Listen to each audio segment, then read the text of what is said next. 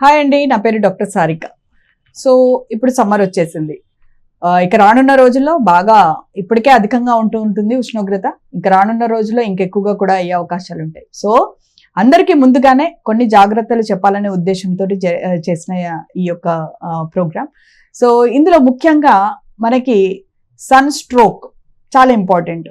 దీని ద్వారా చాలా లాస్ట్ ఇయర్ సమ్మర్ కానీ అంతకుముందు కూడా ఉష్ణోగ్రతలు బాగా ఎక్కువగా ఉంటూ సో చాలా మంది చనిపోయిన వాళ్ళని కూడా మనం చూస్తూ ఉంటాం. సో వీళ్ళకి అండర్లయింగ్ ఏదైనా ఫ్యాక్టర్స్ ఉండే అవకాశాలు కొంతమందికి అయితే, ఎటువంటి అండర్లయింగ్ ఫ్యాక్టర్ లేకపోయినా కూడా ఈ యొక్క ఎండ బారిన పడ్డప్పుడు వాళ్ళ యొక్క సున్నితత్వానికి, అంటే వాళ్ళు ఎండని చూడలేకపోవడము, సో ఈ యొక్క సెన్సిటివిటీ ఉండడం వల్ల బాగా అధికంగా ఒంట్లో వేడి వస్తూ ఉంటుంది. 104 అలా ఫీవర్ ఉంటూ ఉండడము, సో విపరీతమైన చెమటలు వస్తూ ఉంటుంది, కంప్లీట్ డీహైడ్రేషన్. సో ఈ యొక్క అధికమైన స్వెట్టింగ్ ఉండడం ద్వారా వీళ్ళు డీహైడ్రేట్ అయిపోతూ ఉంటారు. ఆ సమయంలో వాళ్ళు గుర్తించకపోతే కనుక వెంటనే వాళ్ళు తీసుకోవాల్సిన జాగ్రత్తలు తీసుకోకపోతే అక్కడే కొలాప్స్ అయిపోయి సో ఇలాగా మరణాలు సంభవించిన కేసెస్ కూడా మనం ఎన్నో చూస్తూ ఉంటాం. సో దీనికి ఈ యొక్క ఎండ దెబ్బన మనం పడకుండా ఉండాలి అని అనుకుంటే ముఖ్యంగా మనం తీసుకోవాల్సిన జాగ్రత్తలు, హైడ్రేషన్ అనేది చాలా ఇంపార్టెంట్. ప్రతి ఒక్కరి చేతిలో బాటిల్ పెట్టుకోండి, వాటర్ బాటిల్ ఖచ్చితంగా ఉండాలి. సో ఒకవేళ లాంగ్ డిస్టెన్స్లో వెళ్ళేటట్టయితే ఎలక్ట్రోలైట్స్ ఉండేటట్టు చూసుకోండి. ఒకవేళ మీకు డయాబెటీస్ ఉంటే కనుక ఎలక్ట్రోలైట్స్ మనకి చాలా ఈజీగా దొరుకుతూ ఉంటాయి, చిన్న చిన్న శాచెట్స్ కూడా ఉంటాయి, మీకు ఓఆర్ఎస్ టెట్రాప్యాక్స్ కూడా ఉంటాయి. సో అది కూడా మీరు క్యారీ చేసుకుంటే మీకు చాలా హెల్ప్ఫుల్గా ఉంటుంది. మెడికేషన్స్ మిస్ కాకుండా వేసుకోవాలి మీరు డయాబెటీస్ కానీ బీపీ కానీ ఉన్నట్లయితే. అండ్ మీరు కార్డియాక్ కేసెస్, ఒకవేళ మీకు హార్ట్ కాంప్లికేషన్స్ ఏదైనా ఉంటే కనుక మాక్సిమం మిట్ట మధ్యాహ్నం వెళ్లకుండా మనకు ఉదయం సాయంకాలం పూట మనం చూసుకుంటే చాలా శ్రేష్టం అని చెప్తాను. సో ఈ చాలా మంది అనుకుంటూ ఉంటారు ఈ యొక్క సన్ సెన్సిటివిటీ అంటే ఎండలోకి వెళ్తేనే ఉంటుందేమో అని. అలా ఏమి ఉండదండి. కొంతమంది శరీర తత్వాలు ఎండని తట్టుకోలేని తత్వం ఉన్న వాళ్ళలో ఇంట్లో కూడా ఇటువంటి స్ట్రోక్స్ వచ్చే అవకాశాలు ఉంటూ ఉంటాయి. కాబట్టి ఈ యొక్క సున్నితత్వాన్ని మనం తగ్గించుకోవడానికి ఈ యొక్క ఎండ బారిన పడ్డప్పుడు ఉండే కళ్ళు తిరుగుతూ ఉన్నట్టుగా ఉండడం, ఎక్కువగా చెమటలు పడుతూ ఉండడం, బలహీనంగా అవ్వడము, నడవలేకపోవడము, కొలాప్స్ అయిపోతూ, ఫెయింటింగ్ అంటాము, కొలాప్స్ అయిపోతూ ఉంటారు. సో డీహైడ్రేషన్, కంప్లీట్ డీహైడ్రేషన్, ఎంత వాటర్ తాగినా కూడా తీరినట్టుగా అనిపించదు వాళ్ళకి, ఇంకా ఇంకా తీసుకోవాలి అనిపిస్తూ ఉంటుంది. తీసుకున్నప్పటికీ కూడా వాళ్ళకి అది ఎనర్జీ ఇవ్వకపోవడం అనేది ఉంటూ ఉంటుంది. సో దీంతో పాటుగా విపరీతమైన తలనొప్పి కూడా మనం చూస్తూ ఉంటాం. మైగ్రైన్ హెడేక్స్ ఉన్న వాళ్ళు ఈ యొక్క ఎండాకాలంలో విపరీతంగా బాధపడుతూ ఉంటారు.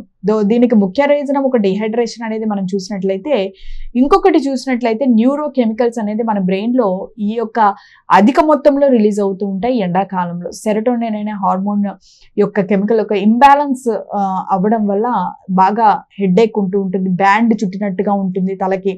సో వీళ్ళకి బాగా హ్యామరింగ్ సెన్సేషన్, ఏదో సుత్తితో పెట్టినట్టు కొట్టినట్టే ఉంటుంది. అసలు ఎంత 3-4 అవర్స్ అయినా కూడా అసలు హెడేక్ అనేది తగ్గదు. వీళ్ళకి పొద్దున 11 గంటలకి ఎండ ఎప్పుడైతే మొదలవుతుందో అప్పుడు మొదలవుతుంది. మళ్ళీ రాత్రిపూట కొంతమందికి తగ్గుతుంది, కొంతమందికి అలాగే నైట్ అంతా కూడా కంటిన్యూ అవుతుంది. టాబ్లెట్స్ వేసుకుంటే కానీ కంట్రోల్ కాని పరిస్థితులు ఉంటాయి. కానీ అటువంటి టాబ్లెట్స్ వాడడం వల్ల మనకి కిడ్నీ డ్యామేజ్ అయ్యే అవకాశాలు ఎక్కువగా ఉన్నాయి నవ్వేడేస్. కాబట్టి ఇటువంటి సమస్యలు ఏదన్నా ఉన్నా కూడా హోమియోపతిలో చక్కటి వైద్యం ఉంది.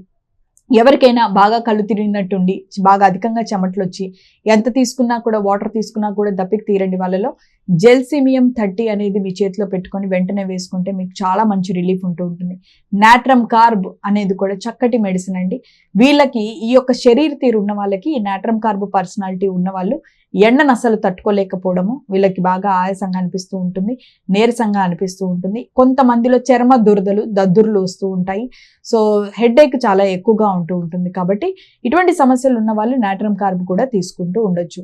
సో అలాగే మనకి హోమియోపతిలో చాలా మంచి మందులు ఉన్నాయి. మీకు ఇటువంటి సన్ ఎఫెక్ట్స్, ఐదర్ చర్మ సమస్యలు, చర్మం నల్లగా అయిపోవడం కానీ, చర్మ దురదలు రావడం కానీ, చర్మం ర్యాషెస్ రావడం కానీ, చర్మం మంటలు ఉంటడం కానీ, ఇటువంటివి ఏమైనా ఇబ్బందులున్నా, లేదా అసలు ఎండకి 10 నిమిషాలు కూడా వెళ్ళలేకపోతున్నాం డాక్టర్ గారు, చూడలేకపోతున్నాం, కళ్ళు బాగా నొప్పులు ఉంటున్నాయి, బాగా విపరీతంగా తలనొప్పులు ఉంటున్నాయి, ఇలాంటి సమస్యలు ఉన్న వాళ్ళు, ఈ యొక్క హెడేక్స్ ఎక్కువగా ఉన్న వాళ్ళలో, కొంతమందిలో మోషన్స్ కూడా అయిపోతూ ఉంటాయి, ఎండకి వెళ్ళినప్పుడు అధికంగా డయోరియా అవుతూ ఉంటుంది, సో విరోచనాలు అవుతూ ఉంటాయి, 10 సార్లు అట్లా అయిపోతూ ఉంటారు. దాని ద్వారా కూడా డీహైడ్రేషన్ అనేది ఉంటూ ఉంటుంది. కాబట్టి ఇందులో ఏ ఒక్క లక్షణాలు మీకున్నా, ఈ ఎండాకాలంలో ఇటువంటి ఇబ్బందులు ఏమున్నా కూడా హోమియోపతి వైద్య విధానం వాడుకుంటే కనుక ఖచ్చితంగా మీ యొక్క శరీర ఉష్ణోగ్రతని కంట్రోల్ చేస్తుంది, ఈ యొక్క ఇబ్బందుల నుంచి మిమ్మల్ని ప్రొటెక్ట్ చేస్తుంది. ఈ డిహైడ్రేషన్ నుంచి మనకి ఎక్కువగా అయ్యి దాని ద్వారా మనకు వచ్చే కాంప్లికేషన్స్ స్టాప్ చేయడానికి అవకాశం ఉంటుంది. కాబట్టి నేను చెప్పిన మందులు మీకు అందుబాటులో ఉంటే వాడండి.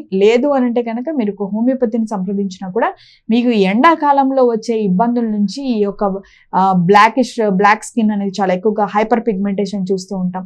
సో దాని నుంచి మనం అర్లీ ఫేజెస్లోనే కంట్రోల్ చేసుకుంటే కనుక చాలా మంచి రిజల్ట్స్ మనం చూడడానికి అవకాశం ఉంటుందండి. సో తప్పక మీరు హోమియోపతి మెడిసిన్స్ వాడండి, అందరూ ఆరోగ్యంగా ఉండండి. Thank you.